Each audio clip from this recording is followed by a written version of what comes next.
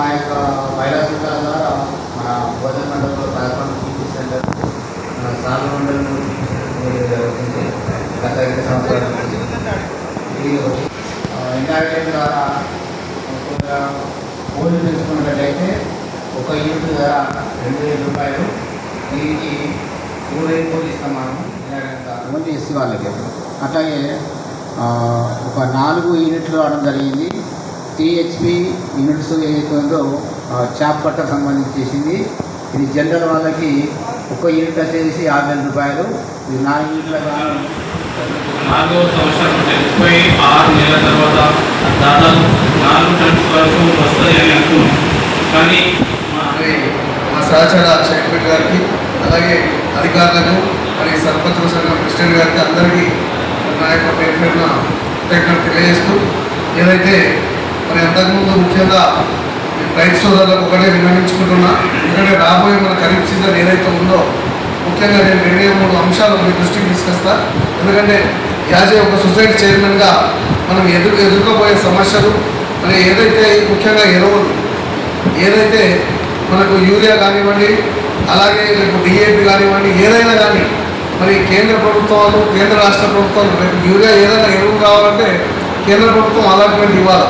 కేంద్ర ప్రభుత్వాలకు, రాష్ట్ర ప్రభుత్వాలకి ఎరువుల సబ్సిడీ అనేది తలకు మించిన భారం అయిపోతుంది. కాబట్టి ఈ ప్రొడక్షన్ కాస్ట్ పెరిగిపోతుంది. కాబట్టి దీని సందర్భంగా వాళ్ళు మనకు ఈ ఎరువుల భారం తగ్గించుకోవడానికి నానో యూరియా కానివ్వండి, నానో DAP అని మనకు ప్రమోట్ చేస్తూ ఉన్నారు. ఇంకా అది పూర్తి స్థాయిలో రైతులకు అవగాహన లేక మరి రేపు సొసైటీలలో ఎంత చేసినా, ఎన్ని సప్లై చేసినా వాళ్ళు దీన్ని ప్రొడక్షన్ ఉంటే ఖచ్చితంగా రాష్ట్ర ప్రభుత్వమే కొనాలా. మరి మొన్ననే గౌరవ వ్యవసాయ శాఖ మంత్రి వారు మరి రాష్ట్ర రైతాంగంలో ఉన్నటువంటి అన్నదాతల యొక్క ఆక్రందనను చూసి ఖచ్చితంగా లాభమైన, నష్టమైన, కష్టమైన మొక్కజొన్నలు కానివ్వండి, జొన్నలు కూడా కొంటారు. కానీ మనం రైతాంగం ఆలోచించాల్సింది ఒకటే, ఈ విధంగా కొనుగోలు ఏవైతే పంటలు కొనుగోలు చేస్తున్నామని చెప్పేసి మనం విపరీతంగా ఆ పంటల దగ్గరికి వెళ్తా ఉన్నాం.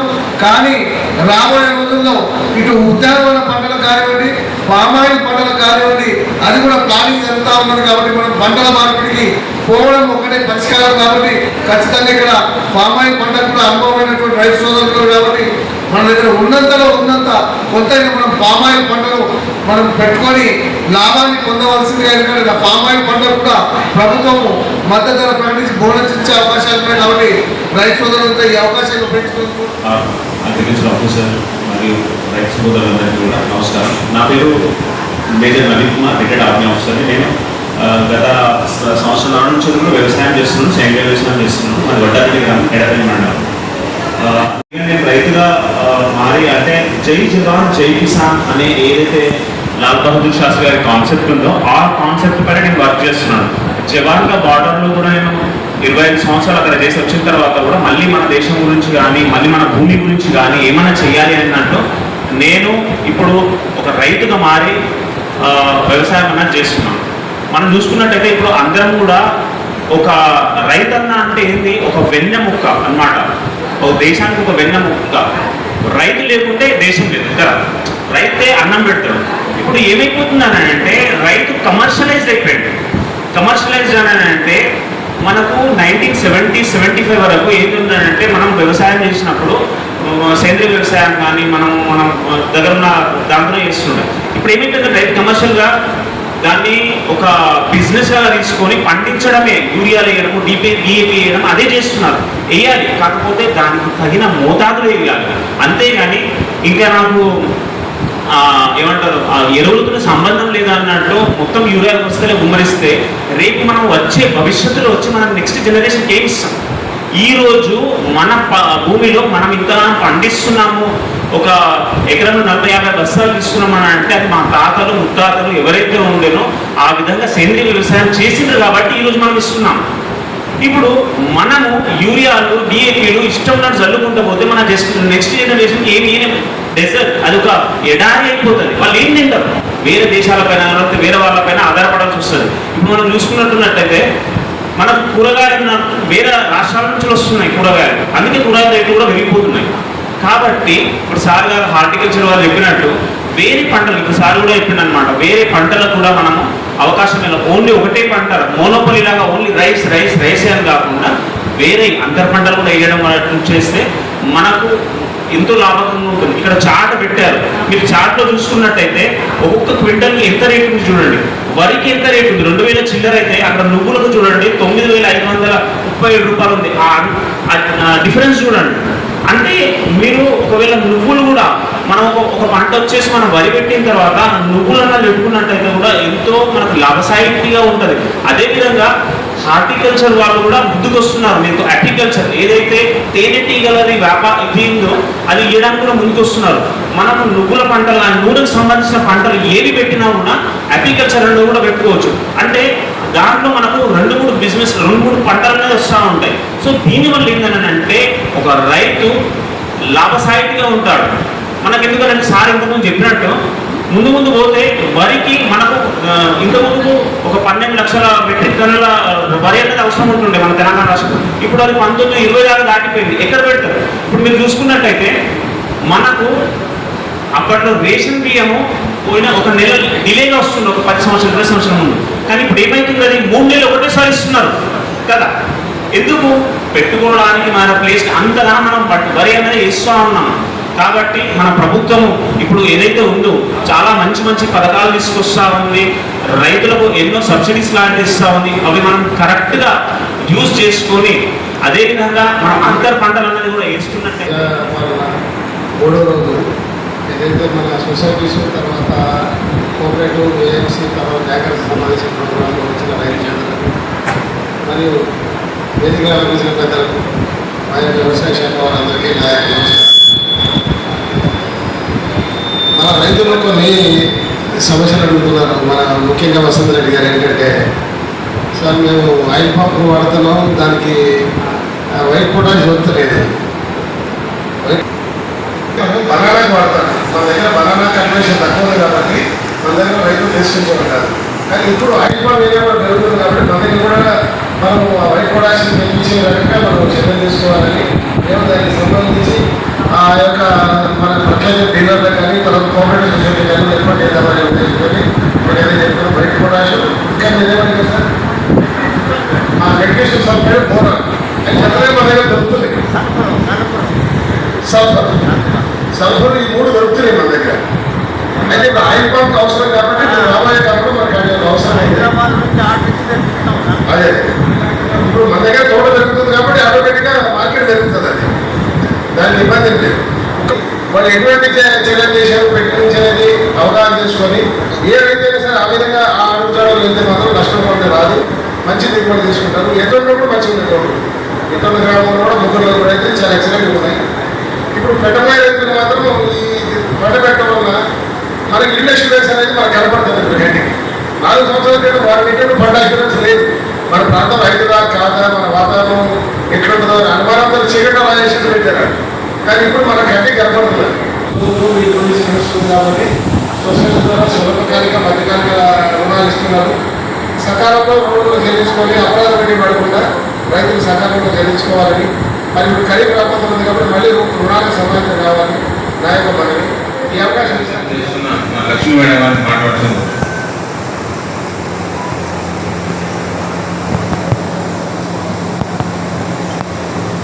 అందరికీ నమస్కారం, పెద్దలందరికీ నమస్కారం. నా పేరు లక్ష్మి, గ్రామం వెల్మేలి కోనల్వాడ. నేను రైతులు నాకు సార్ లేరు, కానీ నేను ఒకదాన్ని చేసుకుంటాను. నాకు 5 ఎకరాల భూమి ఉంది. దాంట్లో ఒక 1 ఎకరము ఇట్లా న్యాచురల్గా పట్టియాలని నా మనసులో నేను అనుకున్నాను ఫస్ట్ నుంచి. ఇక అప్పటి నుంచి సార్ ఏంటంటే ఈమె మంచిగా వేస్తుందని నాకు దాంట్లో చేర్పించారు. ఇంకొక అమ్మ కూడా ఉంది. అందరు ఇట్లా మేము మీటింగ్ పోతాము, మంచిగా నేను వండిస్తాను అందరికీ చెప్తున్నాను మా ఊర్లో. ఎందుకంటే మస్తు పంట పండుతుంది, మీకు అందరికీ తెలుసు, మీకు అందరికీ ఎక్కువ ఉన్నది, మాకు తక్కువ ఉన్నది, కానీ నాకు అంతా మాట్లాడడం రాదు సార్. ఎందుకంటే అందరూ పండిస్తున్నారు, ఎక్కువ పండించి బాగా లాభం పొందుతున్నారు, కానీ ఆరోగ్యం చూసుకోవట్లేదు సార్. కొద్దిగా ఒక అధ్యక్షం వేసుకొని మనకుంటా మనం చేసుకుంటే మనం మంచిగా ఉంటాము, మన పిల్లలు మంచిగా ఉంటారు. పక్కలు కూడా చూసి మనల్ని ఏంటి ఆరామని చేస్తుంది కదా, మనం కూడా చేసుకుంటే ఏంటి అని అనుకుంటారు. ఇక్కడ ఉన్న అందరికీ ఏదో ఒక సమస్యలో ఉంది సార్.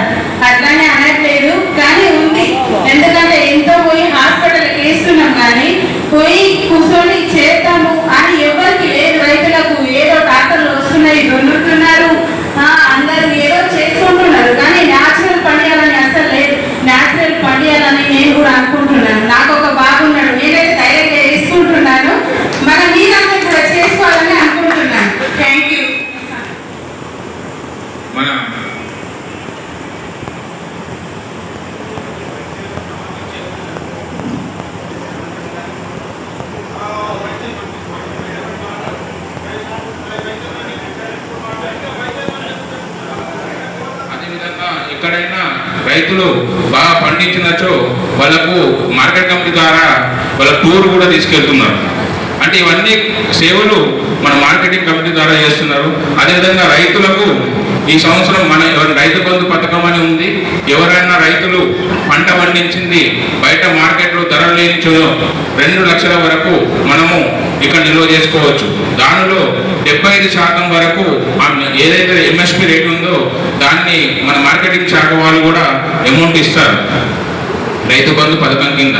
అదేవిధంగా మనము మన పంటను సాగు చేస్తున్న ధాన్యాన్ని ఇక్కడ తీసుకొస్తే తడవకుండా టార్పాలిన్లు ఇస్తారు రైతులకు, మంచినీటి సౌకర్యం కల్పిస్తారు. బాగా సీజన్లో కూడా కొన్ని భోజనాలు కూడా అరేంజ్ చేశారు. అదేవిధంగా సొసైటీల ద్వారా కూడా మనకు వడ్ల కొనుగోలు యాక్చువల్గా మన రూల్ ప్రకారం అయితే ధాన్యాన్ని మార్కెట్ కమిటీకి ఏ విధంగా తెస్తామో ఆ ధాన్యం కూడా సొసైటీ దగ్గరికి తీసుకురావాలి. కానీ మన సొసైటీ సిబ్బంది కానీ మార్కెటింగ్ సిబ్బంది కానీ రైతు క్షేత్రంలో రైతు పొలంలోకి వెళ్ళి వరి ధాన్యాన్ని కొనుగోలు చేస్తున్నారు.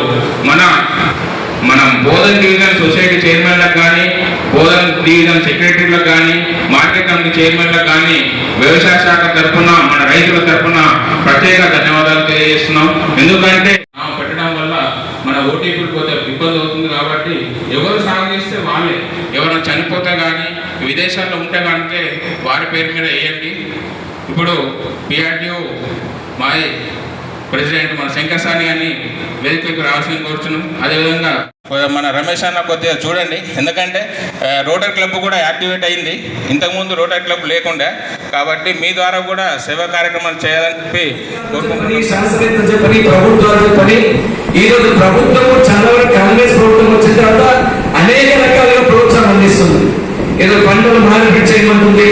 ఇక్కడ ఈరోజు మరి రైతు వేదికల్లో ప్రతి నెలలో సమీక్ష 99 రోజుల ప్రణాళికలో రైతులకు సంబంధించిన అనేక కార్యక్రమాలు పెడుతున్నాం. ఈరోజు పంటల మార్పిడి ఇది బట్టగిలో రైతులకు సంబంధించినటువంటి రైతులకు లాభాలు చేయాలని రైతులకు అభివృద్ధి పరచాలని ప్రభుత్వ ఆలోచన ఉన్నప్పటికీ మరి రైతులు ముందుకు రాకపోవడానికి మరి కొంత సమీక్షలు కూడా చేయాల్సిన అవసరం ఉన్నది. ఎందుకంటే ఎంత చెప్పిన రైతుల్లో ఏమవుతుందో వస్తుందో రామని ఒక ఆలోచన రైతుల్లో మిగిలిపోతుంది. వాళ్ళకు సంబంధించినటువంటి కార్యక్రమాలు ఉన్నప్పటికీ రైతుల నుంచి ఎక్కువ రోజులు తీసుకొని రైతులు ఏ విధంగా ముందుకు పోతే బాగుంటుందనే ఆలోచన కూడా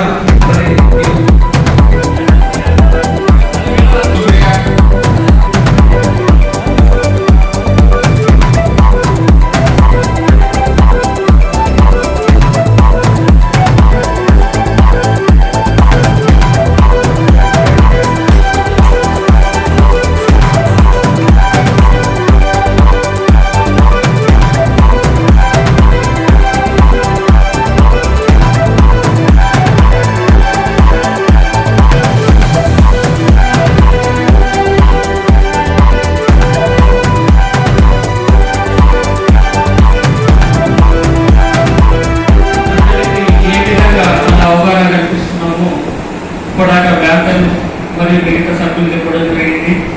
ఇక్కడికి వచ్చేసినటువంటి మా పిఎస్సిసి చైర్మన్, అలాగే పిఎస్సిసి స్టాఫ్ అధికారికి, మరి వ్యవసాయ అధికారికి, మా సమాచార మిత్రుడు వసంత్ రెడ్డి గారికి, అలాగే రాజన్న గారికి, శంకర్ సార్ గారికి, నాన్న గారికి, పత్రికా విలేకరులకు అందరికీ నా నమస్కారం. వ్యవసాయదారులు మన పంటను మార్కెటింగ్ మెరుగైన పద్ధతిలో వినియోగించుకోవాలి. ఎందుకంటే మార్కెటింగ్ చేసేటప్పుడు ఒక దళారి రైతులను చాలా విధంగా మోసం చేసే పద్ధతి పాతకాలంలో ఉంది. ఇప్పుడు ప్రతి మార్కెట్ ఒక పంటకు మార్కెట్ అనేది ఉంది. సహజంగా ఇప్పుడు వడ్లు కొనుగోలు కేంద్రం చాలా మంది రాంపూర్ కర్నూలు ఏరియాలో దళారులకు అన్ని మోసపోవడం జరిగింది. అదే సొసైటీ ద్వారా అమ్ముకుంటే ప్రభుత్వం ఖచ్చితంగా వాళ్ళ ఖాతాలో 8 రోజుల్లో డబ్బులు వస్తున్నాయి. కావున వ్యవసాయ రైతులు దయచేసి దళారులకు అమ్మకుండా ప్రభుత్వం ఏదైతే నిర్ణయించిందో అక్కడున్న వసతులను బట్టి మీరు అక్కడ మార్కెట్లో అమ్ముకోవాలి. మరియు ప్రతి ఒక్క రైతు ఇప్పటికి చాలా మంది రైతులు చెప్పారు, అందరూ వరి అంటున్నారు. మిగతా పంటల రేట్లు మనకు చాలా ఉన్నాయి, రేట్లు కూడా బాగానే ఉన్నాయి. ఇప్పుడు సహజంగా అక్కడ లిస్ట్ ఉంది. ఏ పంటకైనా చూసినా 10కి 2,389 రూపాయలు ఉంది. మిగతా రెండు చూడండి 9,000, 10,000 దాకా ఉంది. కానీ అక్కడ మనం అలవాటు చేసుకోలేకపోతున్నాం ఇతర పంటల మీద. కాబట్టి ప్రస్తుతానికి చాలా మంది రైతులు వడ్లు అంటున్నారు. దయచేసి ఇప్పుడున్న ముందు కాలంలో కానీ మన పంటల మార్పిడి చేస్తే, అలాగే ఇప్పుడు ఒక అమ్మ చెప్పింది, నేను ఏ ఎరువు లేకుండా పంటను సాగు చేస్తున్నాను. అలా తిన్నా మనకు ఆరోగ్యంగా ఒక 4 రోజులు, 1 సంవత్సరం మనం బతికినంత కాలం మనం ఆరోగ్యంగా బతకగలుగుతాం. మా ఊళ్ళో సహజంగా చెప్తారు, కూరగాయలు పండిస్తారు, నైట్ మందు కొట్టి పొద్దు లేచి కటింగ్ చేస్తారు.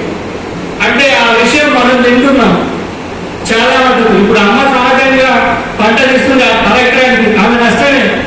కానీ నష్టమైన మనకు కావాల్సిన పోషకాలు ఆ పంటల్లో తీస్తున్నారు. కాబట్టి ఆ అమ్మకు కూడా నా తరఫున ప్రత్యేక ధన్యవాదాలు. ముందు మీకు ఎలాంటి సాయం కావాలంటే మా ఎమ్మెల్యే ద్వారా కానీ మా మార్కెటింగ్ ఆధ్వర్యంలో మీరు తీగల పందిరి వేసుకుంటే 25,000 రూపాయలు, మరియు కలెక్టర్ గారితో విద్యాశాఖ తరఫున మీకు ఇంకో